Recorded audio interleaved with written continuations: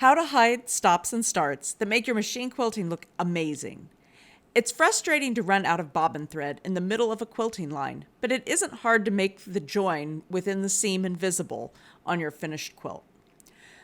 When you realize your bobbin thread is empty, cut your top thread with a tail a few inches long. Gently tug on this tail to bring the remainder of the bobbin thread up to the top of the quilt sandwich. When the bobbin thread is particularly short, repeat this process until you have a few inches of bobbin thread to knot and bury. How to knot and bury your thread tails when you've run out of bobbin thread. To tie the knot, thread both the top and the bobbin thread through the eye of a hand sewing needle.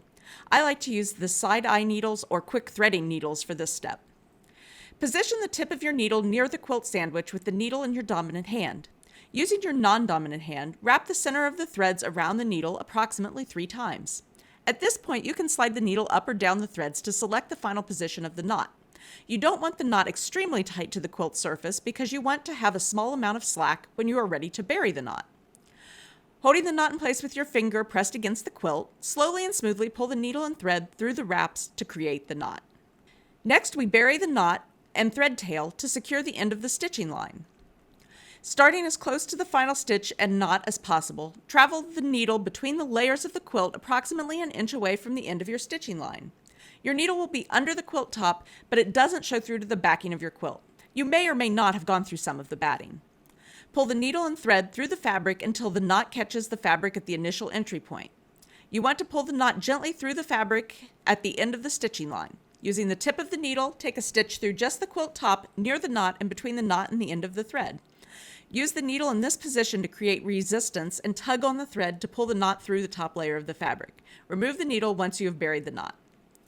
To trim the end of the thread, gently tug on it to create a small bubble of fabric in the quilt top. Snip the thread as close to the quilt top as possible without catching the fabric. When the quilt top relaxes, the thread tails will hide between the layers. Once you have threaded your machine with a fresh bobbin, you are ready to continue quilting. To create a virtually invisible transition, leave several inches of thread tail on both the top and bobbin threads. Position your quilt sandwich under the presser foot, aligning the last stitch below the needle.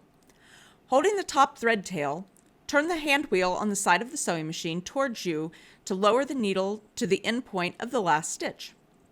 Lower the presser foot to engage the machine tension and use the hand wheel to complete the stitch while still holding onto the top thread tail. Make sure the needle is in the highest position at the end of this stitch.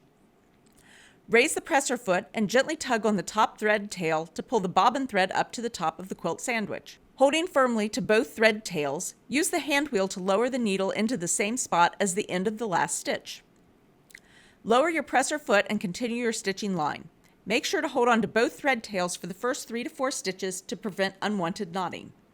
When you have completed this line of stitching, knot and bury your thread tails with the same technique you used before. Now you have a beautiful and visible seam.